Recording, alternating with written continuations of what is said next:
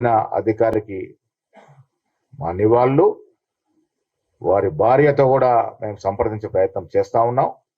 Congress party వారికి సంపూర్ణంగా ఉంటదనే మాట మా ఆదిరెత్తి సోనియా గాంధీ గారు వారితో మాట్లాడి చెప్పడం జరిగింది. కాంగ్రెస్ పార్టీ ఆ కుటుంబానికి బాసటగా ఉంటది.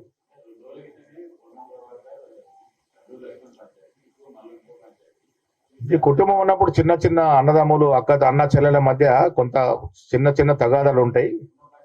మా కుటుంబం పెద్ద రాహుల్ రేవంత్ రెడ్డి గారు మేము డెఫినెట్ గా దాన్ని సమస్య పరిష్కారం చేసుకుంటాం. అదే బయటకు వచ్చింది కాబట్టి దాన్ని సమస్య పరిష్కారం డెఫినెట్ గా ఇంకెవరు మాట్లాడలే కదా. క్షమించరాకుండా ఉండే స్థాయికి ఎవరు మాట్లాడలేదు. డెఫినెట్ అది నోటీస్ కి తీసుకొచ్చినారు. దాని మీద డెఫినెట్ గా ముఖ్యమంత్రి గారు సాయంత్రం రాగానే మాట్లాడతారు. అది ఎంతవరకు ఆ ఇన్వాల్వ్మెంట్ ఉంది, అసలు ఆ కంప్లైంట్ లో పస ఎంత ఉంది, వారు చెప్పిన దాంట్లో వాస్తవం ఎంత ఉంది, ఇవన్నీ కూడా పరిశీలించిన తర్వాత మళ్ళీ మాట్లాడతాను.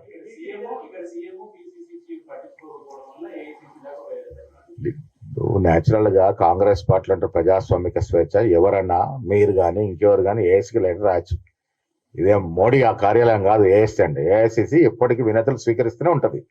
సామాన్యుడు పోవచ్చు, మంత్రులు పోవచ్చు, ఎమ్మెల్యేలు ఎవరైనా పోవచ్చు, దేవాలయాలు మా ఆఫీసులు ఎవరైనా రావచ్చు, అర్జీ పెట్టుకోవచ్చు.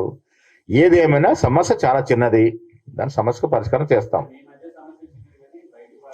ఇక మీరు దాన్ని పెద్దది చేస్తున్నారేమో కానీ సమస్య మాత్రం చిన్నదే. ఎనీథింగ్ ఈ సమాచార అట్టం విషయంలో ఇది మనందరి సమస్య. ఇది భవిష్యత్తుకి సంబంధించిన సమస్య. దీన్ని చాలా సీరియస్ గా మీరు కూడా పరిగణించాలని మీ అందరికీ విజ్ఞప్తి.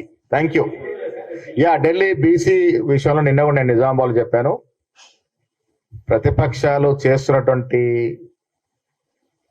కుట్రలు కుయంత్రాలకి మేము భయపడము.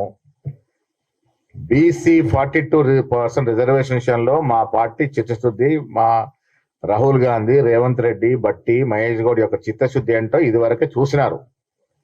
3 చట్టాలు, ఒక ఆర్డినెన్స్, ఒక జీవో ఇచ్చినాము. హైకోర్టు ఇంటర్వ్యూ స్టే ఇచ్చింది. వెనక్కి తగ్గట్లేదు. మేము మళ్ళీ స్పష్టం వెనక్కి తగ్గట్లేదు. We are going to file. మేము సుప్రీంకోర్టు తర్వాత తట్టబోతా ఉన్నాం. దీనికి సంబంధించి రేపు కూడా నేను ఢిల్లీ, మా 2 మంత్రులు నేను కూడా ఢిల్లీ పోయే ప్రయత్నం చేస్తా ఉన్నాము. ముఖ్యమంత్రి గారు ఈ విషయంలో చాలా స్పష్టంగా ఉన్నారు. ఇమ్మీడియట్ గా సుప్రీంకోర్టు అప్పీల్ చేయాల్సిందిగా వారు సూచించినారు.